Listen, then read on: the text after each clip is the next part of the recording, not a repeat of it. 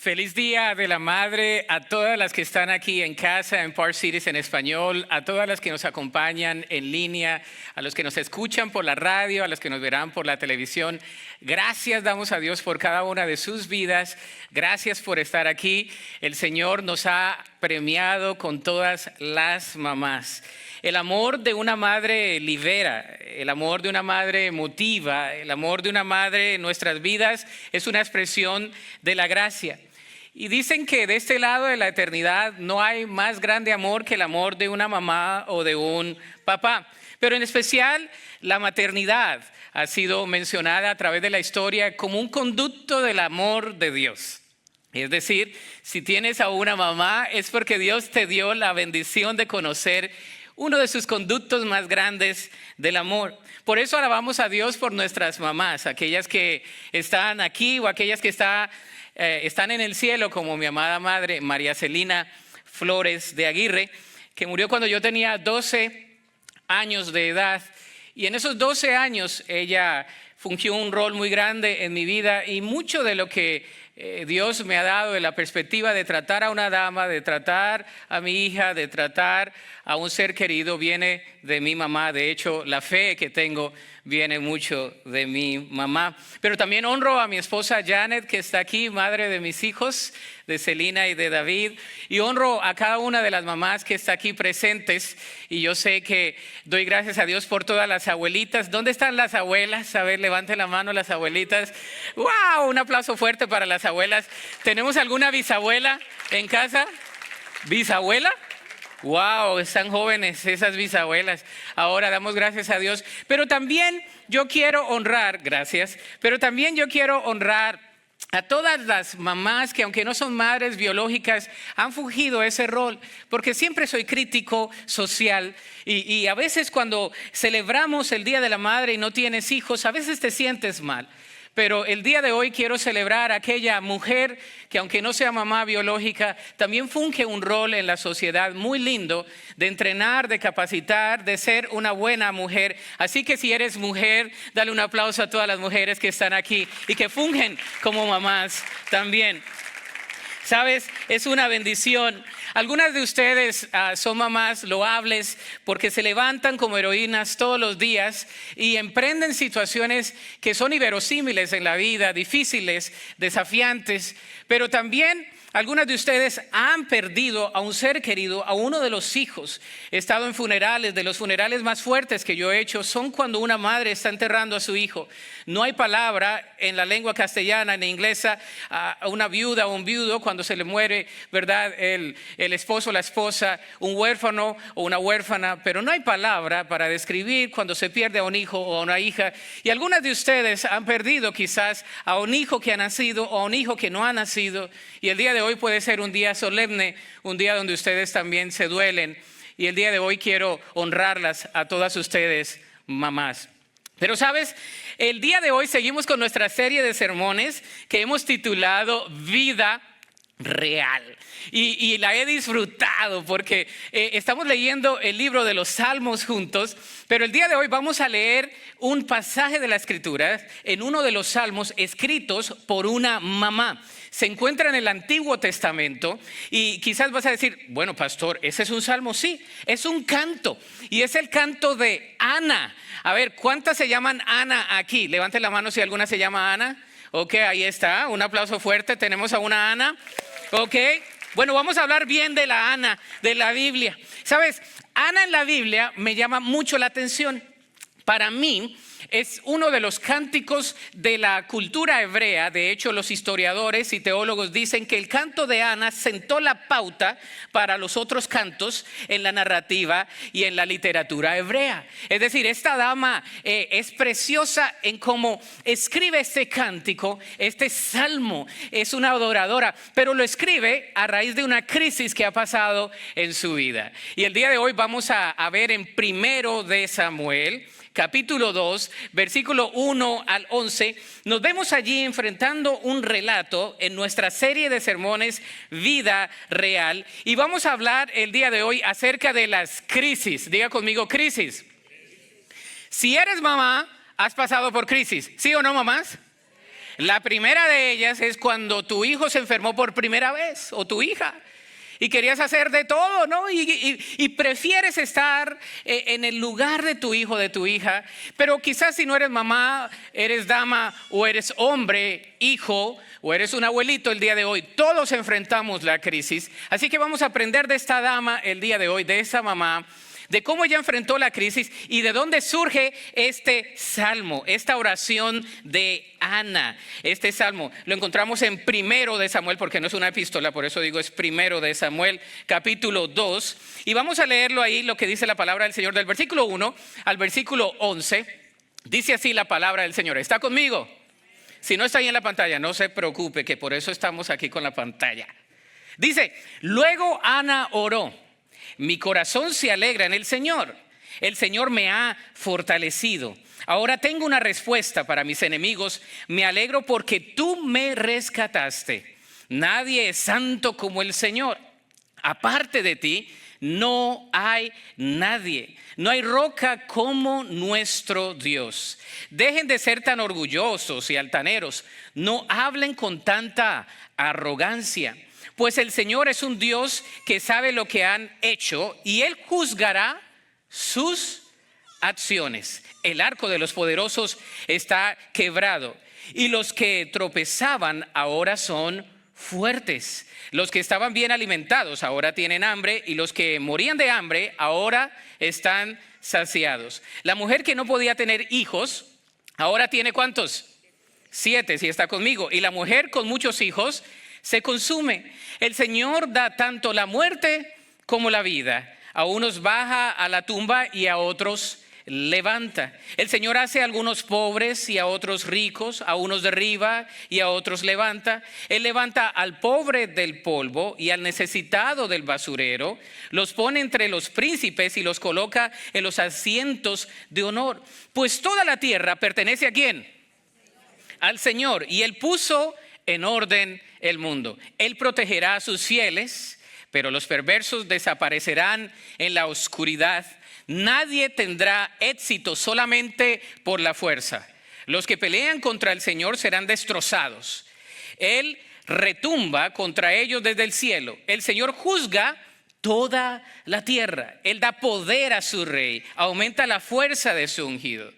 Después, Elcana regresó a su casa en Ramá sin Samuel, y el niño servía al Señor como ayudante del sacerdote Elí. Que Dios bendiga su palabra. Amén. Ahora usted dice, pastor, ¿y eso es un canto? Y es un canto de Ana. Pero como le digo, un texto fuera de contexto es un pretexto. Vamos a ver qué estaba pasando, de dónde surge este canto tan hermoso. No sé qué género musical le guste a usted. Si usted es joven, como mis hijos, cuando me subo a mi carro se vuelve pop y se vuelve rap, ¿no? Están rapeando cristiano. Yo le digo, no me pongan otra vez, sino que y hay muchas cosas y ahí ando yo. Pero no sé qué género le vas a poner a este cántico, pero este es un cántico.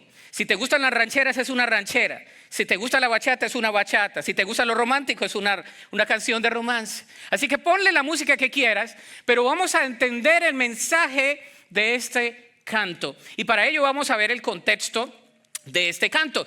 Recordemos que en esta serie vamos a responder a esta pregunta: ¿cómo encontrar consuelo en medio de la crisis? Entendemos que Dios tiene todas las respuestas en su palabra para lo que estamos viviendo. Y Ana aparece en este capítulo después de lo que vive en el capítulo 1, porque Dios le ha contestado a sus oraciones. Y por eso vemos este canto. El libro de Samuel comienza con una introducción de un hombre llamado Elcana. ¿Conoce usted a alguien que se llame Elcana? ¿No? ¿Le gusta ese nombre? No, bueno, qué bueno que no le gustó. Pero Elcana tenía 2 esposas. Elcana comienza a tener una relación con Ana. Y Ana, quien probablemente se casó primero con él, como dice la narrativa, y después hay otra esposa de Elcana llamada Penina. Diga conmigo, Penina. Y la Penina es la típica mujer horrible, no mentiras, así de la novela, que le saca las cosas en cara a la otra. Yo no he visto ninguna relación de poligamia en la Biblia donde no haya drama. porque eso no es el plan de Dios. Usted dice, pastor, pero en el Antiguo Testamento habían hombres que tenían hasta 3 mujeres. Pero yo no he visto ninguna relación de poligamia en el Antiguo Testamento que las 2 o las 3 estén felices. Aquí encontramos toda una novela. ¿Cuántas hermanas le gustan la novela? No levanten la mano, pero sé que algunas son bien noveleras. Aquí va una novela. O aquí va una serie de Netflix. Esta está mejor que la de Netflix, se lo aseguro. Fíjese, el contexto es el siguiente en esta serie. Este hombre, Elcana, se desenvuelve en medio de una historia donde el pueblo de Israel estaba apartado de Dios. El hombre era justo. Y durante el tiempo de los jueces eran días muy desafiantes. Por ejemplo, se nos dice que habían jueces como Cog, con G, quienes promovían la violencia y la moralidad sexual. En cierta manera, parecía que lo incorrecto se elevaba a toda proporción. Había mucho libertinaje. Y el liderazgo era terrible aún en el templo. Elí era un sacerdote perezoso. Elí no buscaba de Dios y sus hijos eran otros tremendos. O sea, la cosa estaba afuera mal y adentro estaba peor o peor, como dicen. Estaba horrible la cosa. Ahora, Ana tiene una problemática. Ana es infértil, estéril.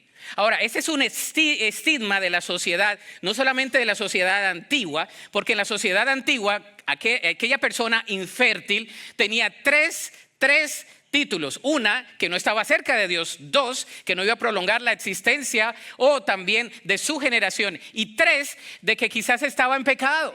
Entonces ella llevaba eso en la mente y en el corazón. Pero Elcana era un hombre justo y Elcana estaba orando por Ana, pero Ana no tenía hijos, entonces se casó con la Penina y Penina le dio hijos. Y entonces Elcana quería a Ana, pero Penina le dio hijos. Y Penina, ¿qué hacía? Las mujeres, ¿cuántas mujeres hay aquí? No le vamos a dar duro a las mujeres porque es el día de la mamá. Pero usted sabe que las mujeres de repente son competitivas también, ¿no? Y me imagino a la Penina diciéndole, mira mis hijos. La crisis que experimentaba Ana era una crisis porque era infertilidad.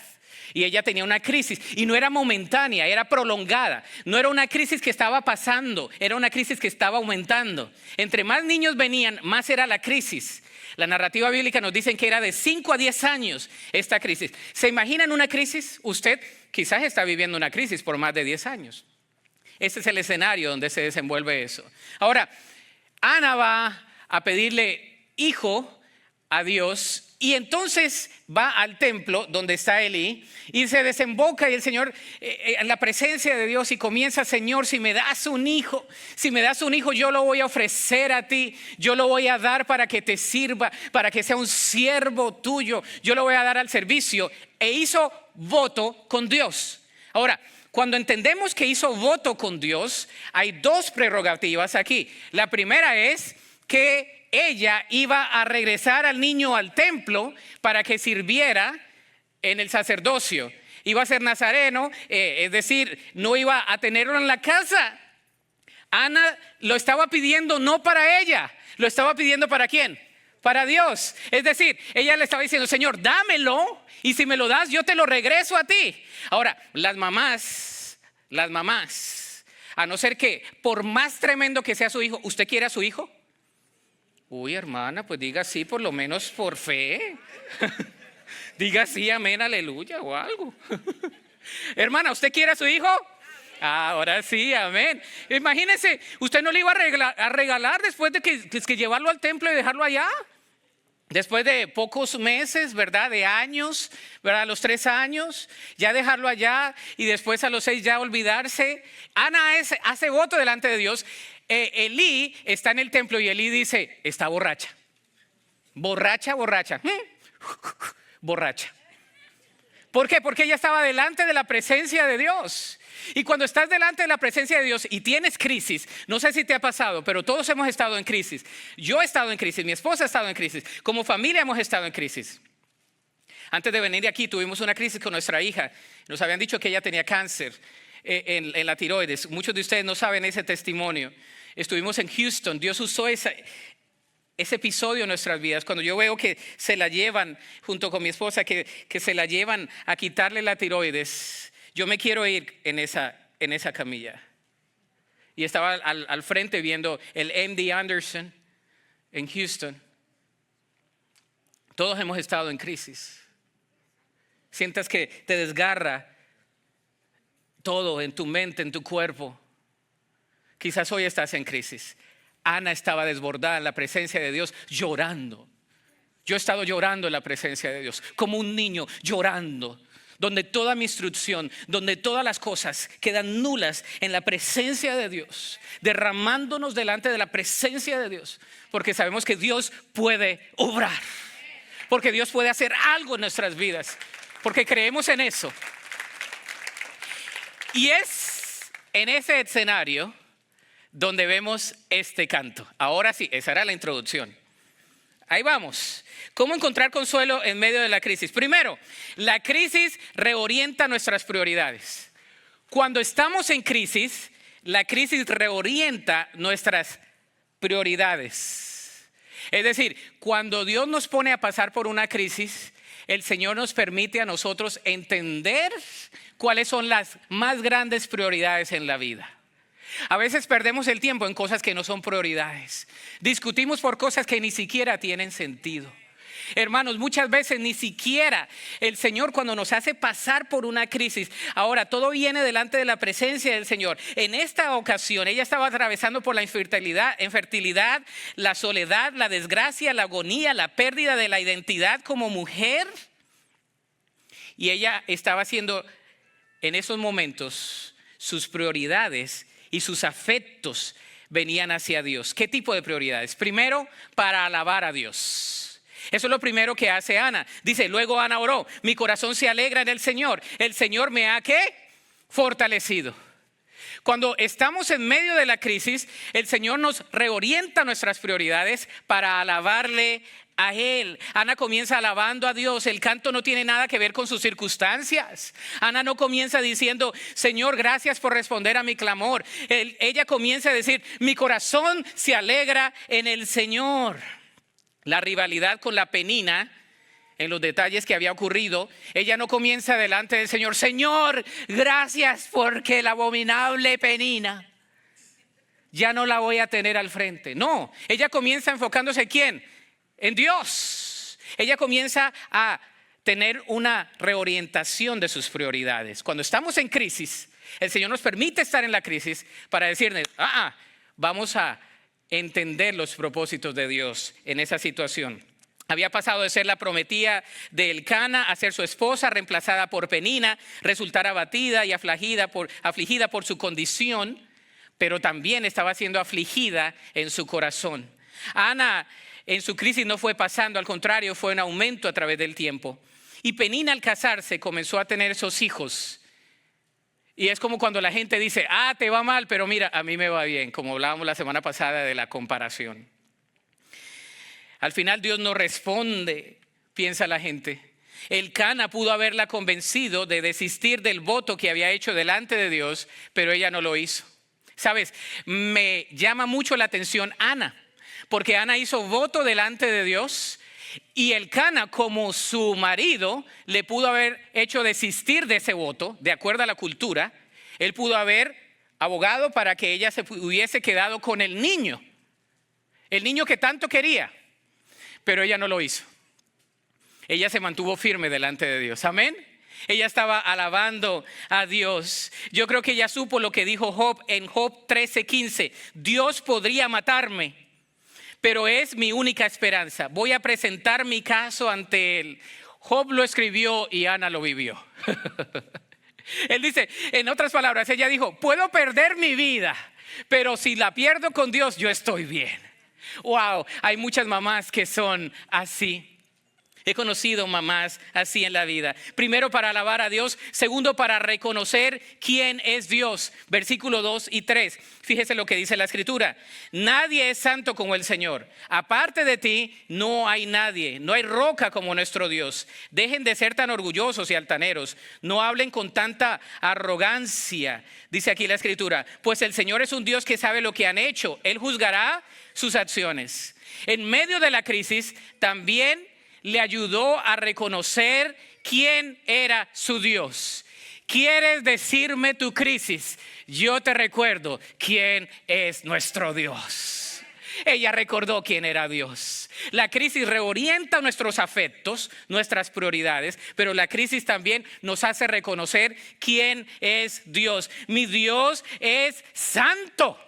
Mi Dios es grande y aparte de ti no hay nada ni nadie. En el hebreo nos habla que hay una distancia abismal entre la humanidad y Dios. Dios es santo, santísimo. Es un superlativo lo que se usa aquí. Dios es poderosísimo y Él está a cargo de todas las cosas. Y mi crisis me hace voltear y mirar a Dios, quien es poderosísimo. Dios reorienta nuestros afectos, pero también nos permite reconocer quién es Dios. Dios es bueno. ¿Cuántos dicen amén? Dios es santo, Dios es misericordioso, es clemente, lento para la ira y grande en misericordia. Dios es amoroso, Dios nos protege, ¿verdad? ¿Cuántos de ustedes han sido protegidos por eso? Todos nosotros en muchas instancias. Dios es bueno. Ana no se comienza a relatar todo el sacerdocio de Elí reemplazado por ¿quién? Por Samuel. ¿Sabes qué pasó con Samuel? Samuel creció con el sacerdote Elí, pero Samuel sí era piadoso. Los hijos de Elí eran tremendos. Y Samuel fue recordado, pero los hijos de Penina no fueron recordados. Los hijos de Penina no salieron. Yo no conozco los nombres de los hijos de la Penina, pero sí conozco el nombre del hijo de Ana, Samuel, quien fue el profeta que Dios usó después. ¿Para qué? Para afirmar lo que era el reinado de ¿quién? Del llamamiento de David. Y David es el bisabuelo de ¿quién? De Jesús. Ana tuvo la respuesta de Dios y esa respuesta de Dios fue conocida de generación en generación porque ella se desbordó delante del trono de Dios. Ella creyó que Cristo iba a venir, que iba a venir un Salvador. Después ella no lo sabía, pero ella reconocía que podía ir delante de la presencia de Dios y que Dios le iba a responder en medio de toda su crisis. Mujer, si estás aquí, yo sé que has llorado, yo sé que te has frustrado, yo sé que has estado desbordada delante de Dios, yo sé que has tenido momentos de ansiedad, de depresión, de angustia, de vicisitud, de problema, pero también has tenido momentos de victoria y momentos de gozo, desbordado delante de la presencia de Dios. Déjame recordarte que las crisis nos hacen reorientar nuestras prioridades, pero también nos hacen reconocer quién es Dios. Dios es Dios poderoso y tu problema no le quedará grande a Dios. Tu problema y tu circunstancia nunca será más grande que el Dios el cual tú profesas y el cual nosotros creemos el día de hoy. Mujer, levanta tu cabeza, que Dios está con nosotros. Varones, Dios está con nosotros. Familia, Dios está con nosotros el día de hoy. El Rey de Reyes y Señor de Señores, el Dios de Ana, es mi Dios. Él es santo, pero Él es poderoso también. Amén. Ahora, segundo, la crisis revierte nuestras aflicciones. Y reverses, ¿verdad? Revierte nuestras aflicciones. Es decir, le da otro enfoque. Ahora, ¿cómo vemos eso? Todos lidiamos con aflicciones como la de Ana. Por ejemplo, ella menciona los medios poderosos para la guerra, cómo los débiles se fortalecerían. Mostró cómo ellos tenían mucho, pero también tendrían lo básico. Y finalmente indicó que no podían tener hijos y ahora podrían tener muchos. Ella hace una comparación, 3 cosas allí. Ella comienza a comparar lo que Dios hace en nuestras vidas. Dios puede revertir todo a favor nuestro. Ella dice, no importa, los que tenían ahora no tienen, los que habían fallecido, ¿verdad? O perecido por falta de un Dios poderoso, ahora tienen a un Dios poderoso. Y las que eran infértiles, ahora conciben y dan a luz hasta 7. El Señor puede revertir las cosas. Es lo que dice la Escritura. Al experimentar primero la soberanía de Dios. Versículo 4 dice, el arco de los poderosos está quebrado y los que tropezaban ahora son fuertes. Ana muestra la soberanía de Dios. ¿Qué es la soberanía de Dios?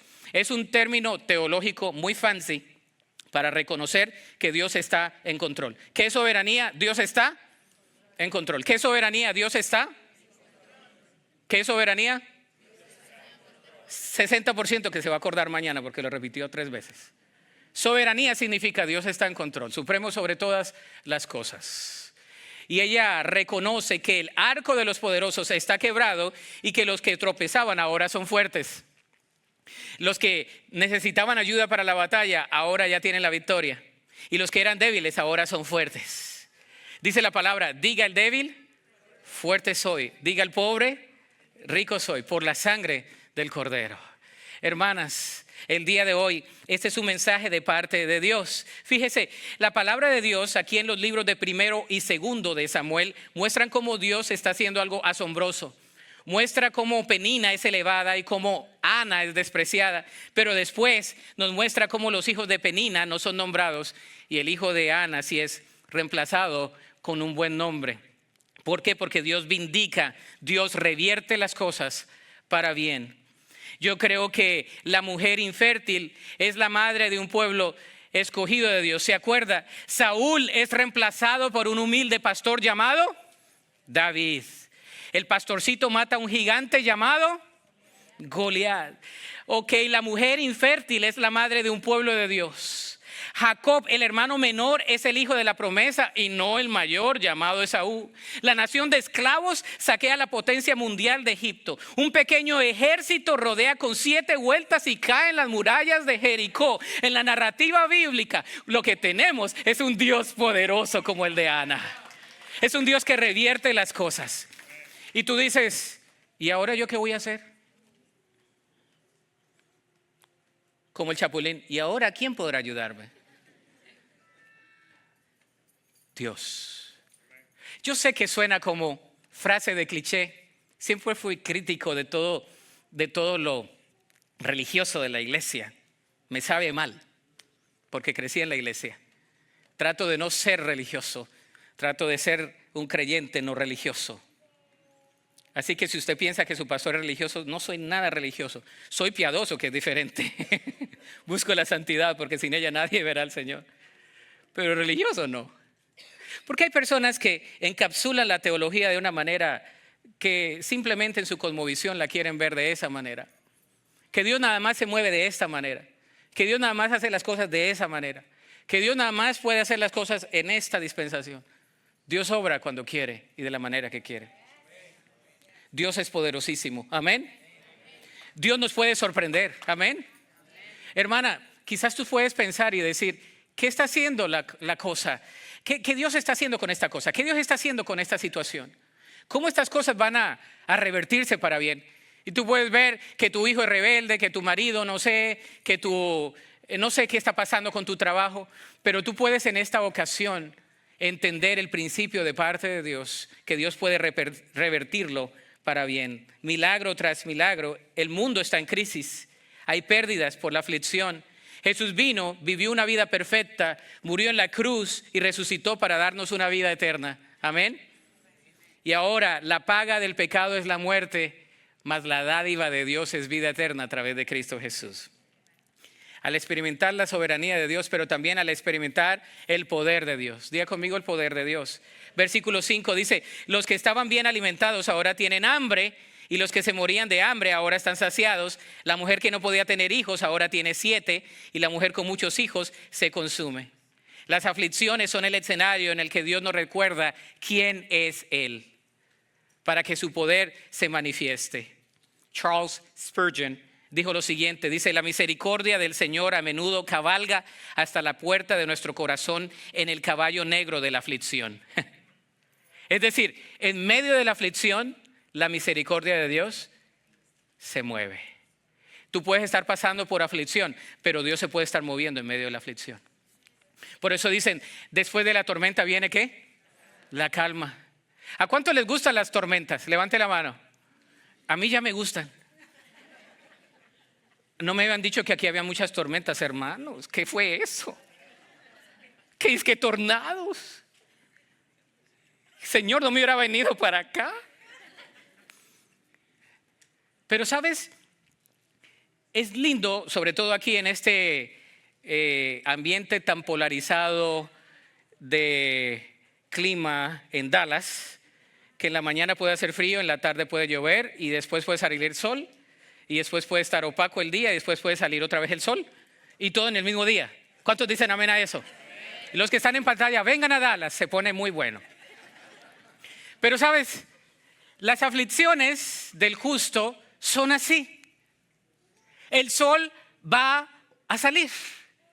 No hay aflicción eterna. No hay aflicción eterna. Yo tenía un vecino en Colombia, les he dicho que aprendí las rancheras no porque las ponían en mi casa, porque en mi casa no se ponía música mundana, pero el vecino las ponía a toda. Y había una ranchera de título, ahí está, ya quieren el título de la alabanza, ¿no? Que dice, nadie es eterno en el mundo. Y era, ay Dios mío, ya la comenzaron a cantar, no, déjela para afuera. ¿No? La hermana ya comenzó, nadie es eterno en el mundo. Señor de la gloria. Pero qué bueno que no soy religioso. Soy piadosa. Acuérdese de mis dichos. ¿Sabes? Las crisis nos llevan a Dios. No hay crisis eterna. Es el punto. Cierro paréntesis. No hay crisis eterna, mujer. Para Ana no hubo crisis eterna. La crisis reveló el poder de Dios. ¿Sabes? Muéstrale a Dios tu crisis y Dios quiere mostrar su poder. Punto. Tercero, la crisis revela a nuestro Salvador. Complételo ahí. La crisis revela a nuestro Salvador. Versículos 6 al 10. ¿Y cómo lo revela? Al experimentar los propósitos de Dios. Al experimentar los propósitos de Dios. El Señor ha dado tanto la muerte como la vida. A unos baja la tumba y a otros levanta. El Señor hace a algunos pobres y a otros ricos. A unos derriba, a otros levanta. Él levanta al pobre del polvo y al necesitado del basurero. Los pone entre los príncipes y los coloca en los asientos de honor. Pues toda la tierra pertenece ¿a quién? Al Señor. Y Él puso en orden el mundo. La crisis revela a nuestro Salvador. Este salmo es una pieza vital de la literatura hebrea, porque habla de que por primera vez se mencionó en el versículo 10 que una mujer había hecho voto delante de Dios y lo cumplió. ¿Se acuerda que Sara no hizo voto delante de Dios y no lo cumplió? Esta mujer sí hizo voto delante de Dios y es reconocida por eso. Y ahora también este salmo tiene una inflexión en el versículo 10 donde todo cambia. El rey se menciona en el versículo 10, dice la escritura ahí en el versículo 10, si usted se da cuenta en el versículo 10 dice, los que pelean contra el Señor serán destrozados. Se usa por primera vez el nombre del Señor, ¿verdad? De ese Dios, se usa ese verbo por primera vez, se usa Dios poderoso. Ella en este salmo dice, este es mi Dios. Es un Dios personal, es un Dios de guerra, es un Dios de batalla, es un Dios de victoria, es un Dios familiar, pero es mi Dios. Ana es recordada por eso. Se podía revisar, por ejemplo, que este tipo de rey no iba a poderse llevar a cabo en la narrativa bíblica. David y Saúl no pudieron con ese estándar. Ninguno pudo con el estándar de ser justo. Ella está hablando ¿de quién? De Jesús. Ella está hablando proféticamente de Jesús en estos versículos. Ella está hablando proféticamente de que los propósitos de Dios se cumplen a través de nuestro Salvador. Ella está hablando hace muchos años, hermanos y hermanas. Quiero que ustedes piensen, porque para nosotros es normal, pero para Ana estamos hablando siglos atrás. Y ella ya estaba viendo que esto iba a revelar a un Salvador. Ella está hablando ¿de quién? Del Salvador, de Jesús. David falló. Saúl falló, todos los reyes fallaron, todos los jueces fallaron, pero Jesús vino, vivió una vida perfecta. En la cruz del Calvario murió, pero resucitó, al tercer día resucitó y está sentado a la diestra del Padre. Amén. Jesús es nuestro Redentor. Santiago 1:12 dice, Dios bendice a los que soportan con paciencia las pruebas y las tentaciones, porque después de superarlas recibirán la corona de vida que Dios ha prometido a quienes lo aman. La última parte de 2 de Samuel es violentamente brutal y muestra una gran calamidad. 1 y 2 de Samuel muestran pura calamidad, pero este salmo, este cántico muestra la esperanza. Amén. En medio de la crisis, Dios es nuestra esperanza. En medio del dolor, Dios es nuestra esperanza. Queridos y queridas, pero también experimentamos la protección de Dios. Versículo 9 y 10 dice, Él protegerá a sus fieles. Léalo conmigo el versículo 9. Dice, Él protegerá a sus fieles, pero los perversos desaparecerán en la oscuridad. Nadie tendrá éxito solamente por la fuerza. Podemos experimentar la protección de Dios. Y ella está hablando que la única protección que iba a haber era la protección del Mesías, Salvador, que iba a venir después. El ungido. En el versículo 10 habla de el ungido. Él da poder a su rey y aumenta la fuerza de su ungido. Y está hablando del ungido de Dios. Está hablando de quién? De Jesús. Ella está hablando de Jesús, mujer. Ana, en medio de su crisis, ella no conoce al Redentor, pero ella conoce que va a venir un Redentor. Mujer, tú conoces a tu Redentor. Jesús ya vino y murió en la cruz. Mujer, tú y yo tenemos al Redentor en nuestro corazón. Y tenemos el poder del Redentor en nuestra vida, que se llama el Espíritu Santo. Tenemos su palabra revelada. Dice, Él derrumba contra ellos desde el cielo y Él juzga toda la tierra. Entonces ella se levantó. En el versículo 10, mire, aquí están los hombres que siempre cometemos a veces unos errores. Mire lo que dice el esposito aquí. Los que pelean contra el Señor serán destrozados. Él derrumba contra ellos desde el cielo. Él juzga toda la tierra. Él da poder a su rey y aumenta su fuerza en su ungido. En los versículos anteriores, en 1 de Samuel capítulo 1, Elcana le dice a su esposa Ana, ¿a poco yo no soy más que muchos hijos? Ella está llorando por un baby y Elcana tiene uno de esos, como digo yo, lapsus abruptus, y vuelve a decir, ¿a poco yo no soy mejor que muchos hijos? Oh, cállate más bien, Elcana, ¿no? Pero ¿sabes?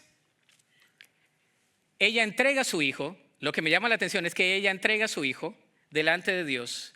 La identidad de Ana no viene por tener o no tener un hijo, por tener un varón o no tener un varón. Ella reconoce delante del trono de Dios que cuando tiene un encuentro con el Salvador, nadie le puede quitar su identidad.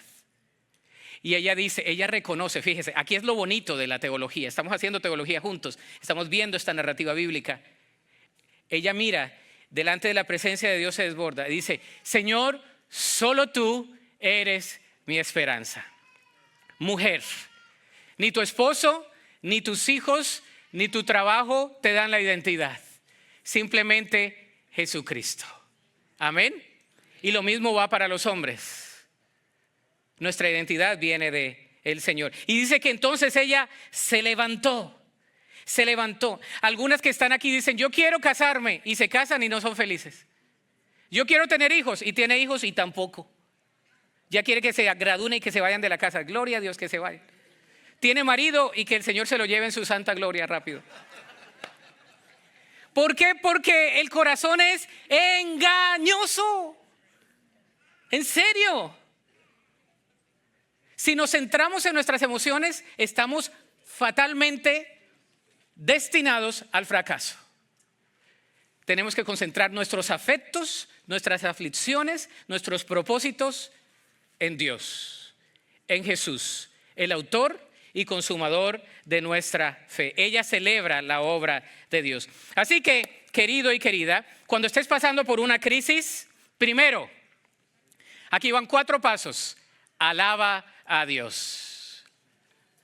Alaba a Dios. Cuando estés pasando por una crisis, alaba a Dios. Comienza a alabar a Dios. Y alabar a Dios no solamente cantar, sino reconocer quién es Él. Amén. Comienza a alabar a Dios. Yo no sé cuál es tu crisis, ni la pretendo minimizar.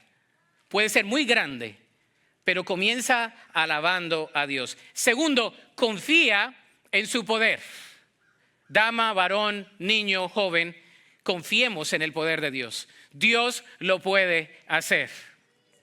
Dios lo puede hacer. Tercero, encuentra sus propósitos. Cada crisis nos hace encontrar los propósitos de Dios. En esa crisis que estás pasando hay un propósito. Cuando termines de esa crisis, no te preocupes que ya te inscribiste para la próxima.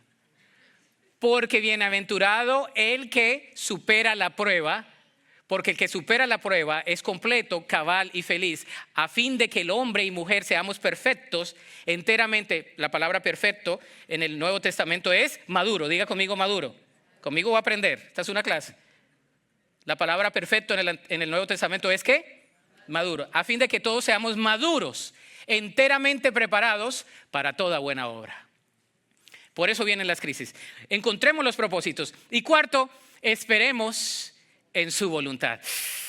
Pastor, esa sí es difícil. Esa de esperar, esa está como cómplice. Está complicada. ¿Qué tal si nos ponemos sobre nuestros pies en esta tarde? ¿Sabes? La invitación es: ven y encuentra consuelo, poder y victoria en Jesús. Este es el axioma de todo el mensaje. Siempre tengo algunas frases y ahí está. Yo no puedo minimizar tu crisis, porque cada crisis tiene su propósito. Yo no puedo minimizar tu dolor, porque el dolor, solamente su intensidad la conoce Dios. Yo no puedo minimizar por lo que estás pasando o por lo que has pasado, porque tu pasado simplemente lo conoces tú en parte y Dios lo conoce a cabalidad. Yo no puedo minimizar tu aflicción el día de hoy, porque tu aflicción Dios la usa para reorientarte y para traerte de regreso a Él. Lo que sí puedo hacer es invitarte e invitarme a mí mismo a venir a Jesús. Oh, vengamos a Jesús. Esto es vida real. Venir a Jesús. Venir a Jesús. Así como estás, con tu aflicción, con tu dolor, con tu tristeza, con tu victoria. Ven a Jesús. Alaba a Jesús. Él está aquí. Él te da sentido, propósito, fortalece. Él fortalece, Él quiebra el arco, Él levanta. Ana cantó proféticamente. Y el día de hoy Jesús está aquí. Él está aquí para sanar. Yo creo que Dios puede sanar. No les terminé lo de Celina. Después de que le quitaron la tiroides, después de muchos meses, después de que nos habían dicho algo, el doctor dijo, la endocrinóloga del departamento nos dijo, aunque parecía que era cáncer, no es cáncer. Y cada vez que lo recuerdo lloro, porque he estado en esos momentos. Y tú puedes estar en momentos de crisis. Yo no quiero que pase otro día de la madre más. Yo quiero que vayamos de aquí ministrados por el poder de Dios. Mientras cantamos, tú vienes al altar y tú depositas tu ansiedad delante de Dios. Y tú le dices, Jesús, aquí estoy delante de ti. Aquí está mi vida. El Señor, te aseguro que te puede ministrar. Y no vas a salir borracho como pensaban de Ana. Vas a salir con la victoria de Cristo de este lugar. Yo te invito a que lo hagas. Ven al altar mientras cantamos al Señor.